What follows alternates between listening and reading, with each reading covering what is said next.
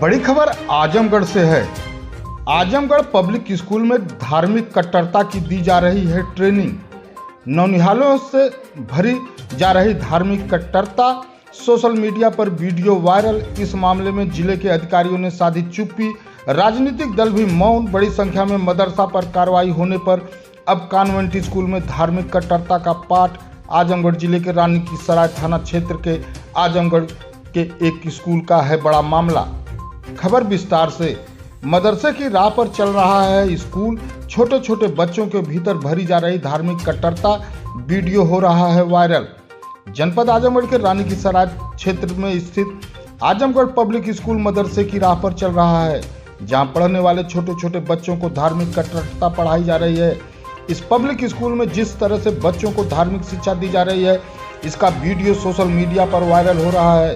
हालांकि इस बारे में ना तो जिले का कोई अधिकारी बोल रहा है और ना ही राजनीतिक दल का कोई पदाधिकारी। आजमगढ़ जिले में अवैध रूप से बड़ी संख्या में मदरसा पर कार्रवाई होने के बाद कॉन्वेंट स्कूलों में जो मुस्लिम प्रभावित क्षेत्र हैं, उनमें उर्दू पढ़ने के नाम पर इस्लामिक शिक्षा दी जा रही है।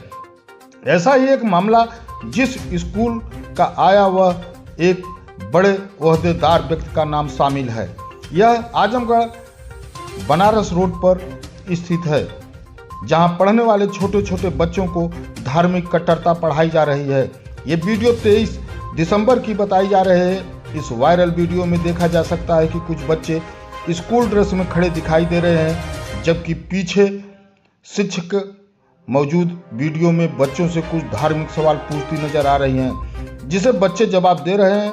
हालांकि इस मामले को लेकर प्रशासन द्वारा गोपनीय जांच बताया जा रहा है। क्या नाम आपका है? मेरा नाम नीरज सिंह है। नीरज जी, एक विद्यालय है यहाँ पर रानी की सराय में, आजमगढ़ पब्लिक स्कूल करके, उसमें एक वायरल हो रहा है एक मजहबी शिक्षा लेकर बच्चों को सिखाई जा रही। परिवारजन के तमाम लोग पढ़ते हैं।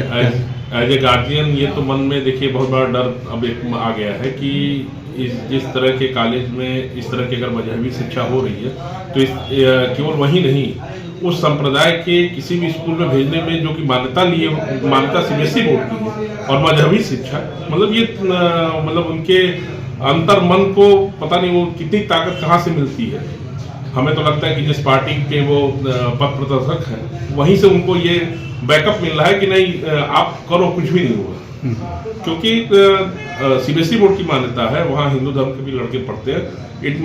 मेरे भी मित्र के बच्चे पढ़ते हैं। जब उन्होंने मुझको ये बताया तो मुझे अंदर से ये लगा कि यार ये करना क्या चाह रहे हैं। ये तो मतलब आप समझिए कि ये पूरी तरह से नई जनरेशन में एक उन्माद पैदा कर रहे हैं। भाई आप किस दिन वहाँ हनुमान चालीसा का पाठ कराएं, किस दिन वहाँ दुर्गा अष्टमी कराएं, लेकिन आप मजहबी शिक्षा दे रहे हो, आप कलमा पढ़वा रहे हो। ये तो एकदम गलत है। इस तरह के मतलब हम तो माननीय मुख्यमंत्री से उनको वो करेंगे, और उन्हीं पे नहीं जो यहाँ के मतलब अधिकारी जिनको कि इन सब चीज़ों की देख रेख में किया गया है, या तो बीएस हो, बीएसए हो, या जो भी डीएम साहब हो, इस पे ये लोग कड़ा एक्शन लेना चाहिए और उसको जमींदोज कर देना चाहिए। उसकी मान्यता को खत्म करके वो विद्यालय का नामो निशान मिटा देना चाहिए। नहीं तो इस तरह के जितने लोग हैं ये एज ए हमको लगता है प्रैक्टिकल लोग कर रहे हैं।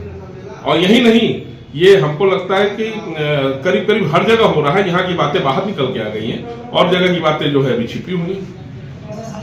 219 मदरसे ऐसे अवैध पाए गए, कार्रवाई की गई। इसके बाद ये सिर्फ तालीम को लेकर बढ़ावा है। कितना आजमगढ़ ही नहीं, जब से इस्लाम का भारत में आगमन हुआ है, लगातार ये चीजें चल रही हैं। हर कालखंड में समय समय पे इसका विरोध लोगों ने किया, लेकिन मैं बहुत स्पष्ट कर देना चाहता हूं कि इस्लाम कोई धर्म नहीं है। यह डकैतों का, लुटेरों का एक गिरोह रहा है।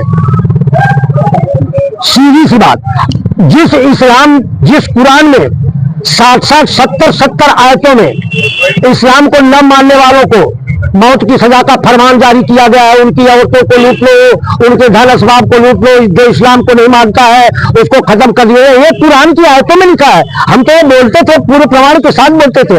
आज मेरे पास प्रमाण नहीं है। जिनके कुरान के ऊपर सलमान रश्दी ने सतलुज वर्षी उपन्यास लिखा, जिसके ऊपर पूरे विश्व में प्रतिबंध लगाया गया। भारत जैसे धर्मनिरपेक्ष देश में क्यों प्रतिबंध लगाया गया सत्य को असत्य पे? जब धर्मनिरपेक्ष देश था तो उस किताब को यहाँ खुलेआम सबको पढ़ना चाहिए था कि कुरान में क्या लिखा है, कुरान की शिक्षाओं में क्या लिखा है। अगर मैं कहता हूँ कि अगर हमारे मनुस्मृति में अगर कोई चीज गलत लिखी है तो ले आइए मैं चौराहे तो उस पन्ने को और उस श्लोक को फाड़ करके जूतों से रोकूंगा कि अगर किसी के खिलाफ लिखा है। अगर कुरान में लिखा है तो तैयार हो तो आओ। कुरान की शिक्षा ही आतंकवाद की जड़ है और जब तक कुरान रहेगा इस पृथ्वी पे तब तक इस्लाम में जिहाद और इजाद जो सारे शब्द हैं और जिहाद है ये चलते रहेंगे, उसको कोई रोक नहीं सकता। आतंकवाद उसी कुरान की जड़ है।